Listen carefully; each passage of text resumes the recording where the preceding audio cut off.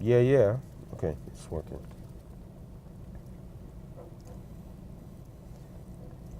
Okay. Now this recording is in response to that the whole um, shea moisture or whatever product that some people feel they're trying to whitewash or whatever because of the recent commercial, the recent ad campaign for that product. From what I've learned, the company is partially owned by Bain Capital, the infamous Mitt Romney company, and the owner is a black guy. I don't know what percentage of the company Bain Capital acquired, but obviously they are having some influence on the company, which would also involve whatever ad that's being put out there in the media, on the airways, internet, or wherever. Um,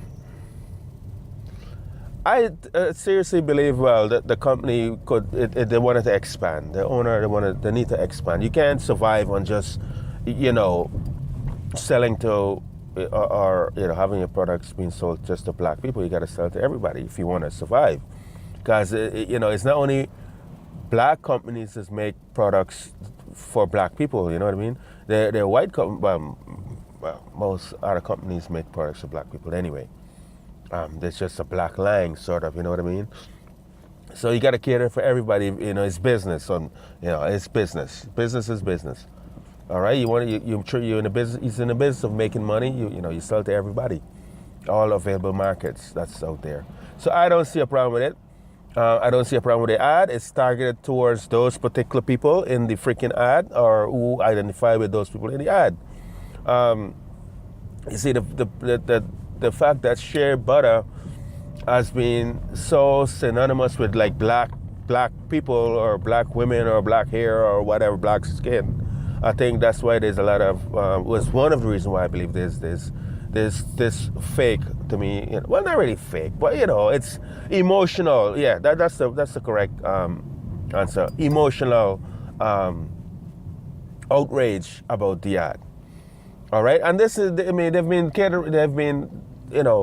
selling to people, non-black people, for quite some time now. I mean, the campaign began a while ago to expand the brand. So, I mean, the fact that this came out now is sort of ridiculous. But it goes to show there's black some in our society tend to are quick to jump on an issue that they see is that's something that's been taken away from them, or something that's been targeted negatively towards them. Unfortunately, it's a minority. It's oh my goodness, it's just a few people who are making the noise, right? It's just a few. Unfortunately, they are in media, and they tend to blow things up out of proportion, where other non-suspecting people, or people who wouldn't even otherwise think about it, about this stuff being an issue, would not have even known about it, right? So I mean, it's horrible. It's like every little thing, and unfortunately, I believe there's another angle to this that I'm beginning to see. There's another angle, and I believe it has to do with the fact that it's a black man who runs this, who owns this company, right? Who's been the original owner of this company.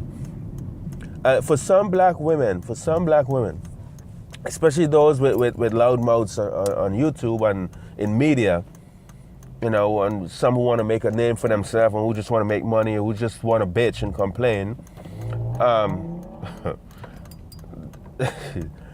That's the reason why. It's because this is a black man, and they're trying to make it look like, oh well, he's catering to white women, right? Because let's not forget the whole Nate Parker thing. And it's Nate Parker made a wonderful movie, pretty much a black empowering movie, showing that we didn't just just accept a beating and slavery back in the day. You know, some of us did want to rebel. And so it's the only movie of its kind that was ever made. Yet, it was black women, you know, these same group of people who came out and brought up an old story from like years ago. I don't know how many years ago, like decades ago. Well, it was like 70 years ago, I believe it was, when he was in Kaizen accused of rape and was acquitted of those charges. Right? But the fact that the person who he was accused of rape was white, a white woman, and the fact that his current wife is a white woman, a bunch of black women are like they were totally against him because of that. So they used that whole rape allegation as a means of attacking him and his movie. Right?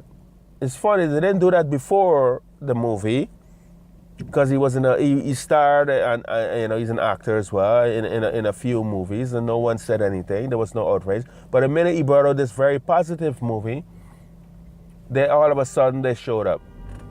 And this is a dysfunction with black people. This is one of our many dysfunctions, especially with the women. Especially with the women. Men have their dysfunctions too. I mean, I addressed that elsewhere, but in this case, I'm addressing the women. This is a dysfunction among our women. Right? This is a dysfunction.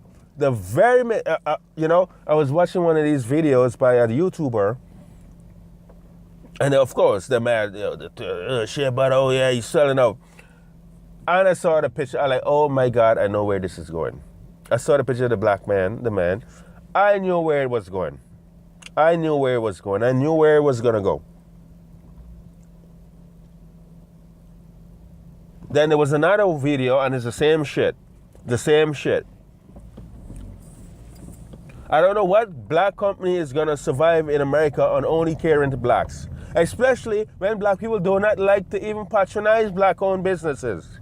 They've been trained and programmed to not patronize black-owned businesses since the 50s and the 60s, especially in the 60s, when black become whack.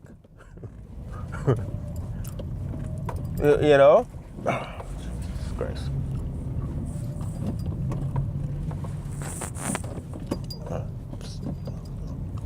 So, you know, this whole nonsense is all a hoopla about not a damn thing. The guy needs to expand the brand. It's not just his company. They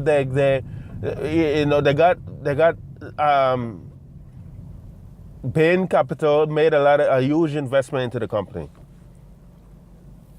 So it's not just his say. So you crazy black women, and y'all are fucking crazy to think that this is the fucking problem. You need to sit your ass down many times and move on and protest and make videos about some shit that are more important to freaking black people than this little shit. Seriously. You need to get a life, which probably could include get a freaking man or some shit, and look at real issues for affecting black people and make videos on that. Not fucking hair products or skin products.